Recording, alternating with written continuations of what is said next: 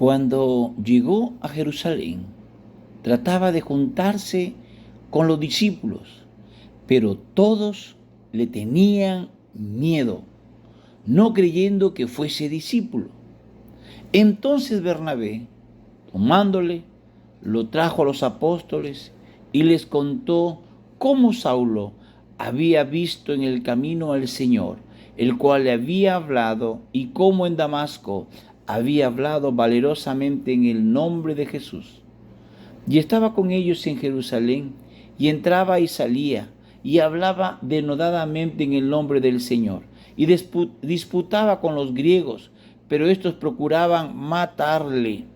Cuando supieron esto, los hermanos le llevaron hasta Cesarea y le enviaron a Tarso.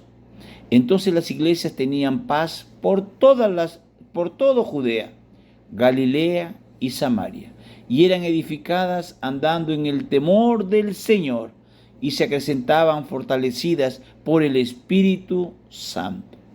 Aconteció que Pedro, visitando a todos, vino también a los santos que estaban en Lida, y halló allí a uno que se llamaba Eneas, que hacía 8 años que estaba en cama, pues era paralítico. Y le dijo Pedro: Eneas, Jesucristo te sana, levántate y haz tu cama. Y enseguida se levantó, y le vieron todos los que habitaban en Lida y en Sarón, los cuales se convirtieron al Señor. Gloria a Dios. Amados santos de Dios, muy buenos días. Nuestro buen Dios de toda gracia, que nos llamó a su gloria eterna en Jesucristo, después que hayáis padecido un poco de tiempo, Él mismo os perfeccione, afirme, fortalezca y establezca. Hoy día trataremos el episodio cuando Saulo llega a Jerusalén y cómo Dios va preparando su vida para el crecimiento de la iglesia a los pueblos gentiles. Por favor, abra su Biblia en el libro de Hechos, capítulo 9, versículos del 26 al 35. En el libro de Gálatas 1:18, Pablo nos dice que pasado 3 años después de su conversión, subió a Jerusalén para hablar con Pedro y permaneció con él 15 días. Vemos que en la narración de Lucas, en el libro de Hechos, se nos indica en una forma no muy precisa, primero, que pasado muchos días habían sucesos de extrañeza entre los judíos, que al ver cómo Saulo, de perseguidor y asolador de los del camino, ahora anunciaba a Cristo resucitado. Esto fue antes de que se tramase el complot para matarlo en Damasco. Pablo señala un periodo de 3 años desde su conversión hasta su primera visita posterior a Jerusalén. Y según el propósito de las referencias en su contexto, enfatiza de que de los apóstoles solo había visto a Pedro, con quien permaneció 15 días, y Santiago, desde luego 3 años según el modo inclusive de contar. Podría indicar un año entero y partes de otros 2.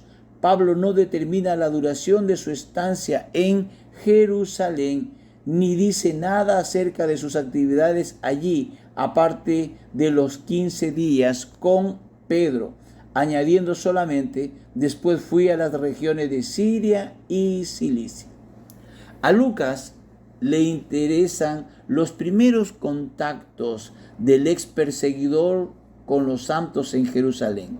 Naturalmente le tenían miedo en el escenario de sus crímenes de un loco fanático, pues sería fácil en el concepto de los discípulos que buscara contactos con la iglesia solamente como espía o como agente provocador que maniobrara con el fin de empeorar la situación de los perseguidos.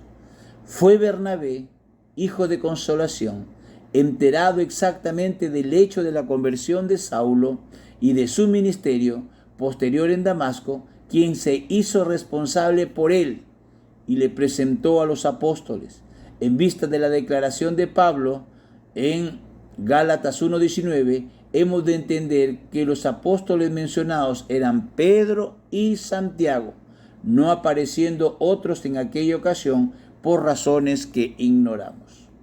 Saulo no pudo callar y aún parece ser que pensaba que su testimonio sería notablemente eficaz allí, donde los judíos conocían su historia como enemigo del Evangelio. No fue ello el caso. Sin embargo, pues los ya endurecidos en contra del Evangelio no habían de admitir el testimonio del destacado renegado de la causa del judaísmo. Al querer continuar el testimonio de Esteban en las sinagogas de los helenistas, se iniciaron prontamente confabulaciones con el intento de destruir tan potentemente enemigo. Como dijera el Señor en la visión en el templo, no aceptarán tu testimonio acerca de mí. Los hermanos buscaron medios para sacar a Saulo de los peligros de Jerusalén, llevándolo a Cesarea, desde donde se dirigió a su provincia nativa de Cilicia. En Tarso hallaría su familia, y es posible que entonces fuese echado de casa y desheredado por ser nazareno, siendo indigno de una familia de la aristocracia judía de la gran colonia establecida allí. En Filipenses 3:8, como detalle de una breve biografía espiritual, Pablo declara: por amor del cual de Cristo Jesús lo he perdido todo y lo tengo por basura para ganar a Cristo. Y es probable que hemos de relacionar el momento de esta pérdida total de sus bienes en su regreso a Cilicia, que se nota en el libro de Hechos 9:30. Después de un periodo de años no fácil de precisar, Bernabé buscó a Saulo con el fin de que le ayudara en la edificación de la iglesia judaico-gentil de Antioquía en Siria, hallándolo en Tarso. No podemos suponer que un hombre como Pablo estuviese en silencio durante aquel tiempo, y es probable que durante estos años, escondido por las regiones de Cilicia y Siria, una sola provincia romana, se dedicase tanto a la preparación para el cumplimiento de su misión como al testimonio en las sinagogas. Si todo lo había perdido en lo material, su oficio de hacer tiendas le proveería de lo necesario para vivir. El señor de la mies controlaba los movimientos de su siervo.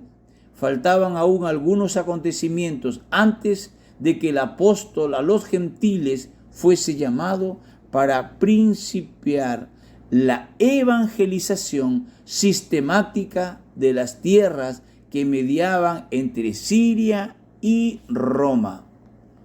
Amado amigo, vemos lo difícil que fue para Saulo el poder ser aceptado por los discípulos en Jerusalén. Aún en la propia iglesia tuvo que intervenir Bernabé realmente para llevarlo a presentar a los apóstoles. Lo mismo en nuestros días, aquellos hermanos que han salido de situaciones complicadas como drogadicción, alcoholismo, de cárceles. Dios nos dé discernimiento y amor para restaurarlos y encaminarlos en su nueva vida con Cristo y encaminarlos en su nueva vida con Cristo. Sepa usted que lo vil del mundo y lo menospreciado escogió Dios, y lo que no es para deshacer lo que es, a fin de que nadie se jacte en su presencia. Mas por él estáis vosotros en Cristo Jesús, el cual nos ha sido hecho por Dios sabiduría, justificación, santificación y redención. Solicitamos, amados, a cada uno de ustedes sus oraciones por aquellos nuevos hermanos en los centros de rehabilitación, centros penitenciarios y restauración de muchos nuevos cristianos, hijos de Dios. Dios lo guarde y lo bendiga en Cristo Jesús. Amén. ¿Quién soy yo para que el gran Rey me acepte así? Me encontró en mi perdición, su amor por mí, oh, su amor por mí. Libre soy en él, libre en verdad, soy hijo de Dios, si lo soy. Libre soy, él me rescató, su gracia en mí. Aun siendo yo pecador,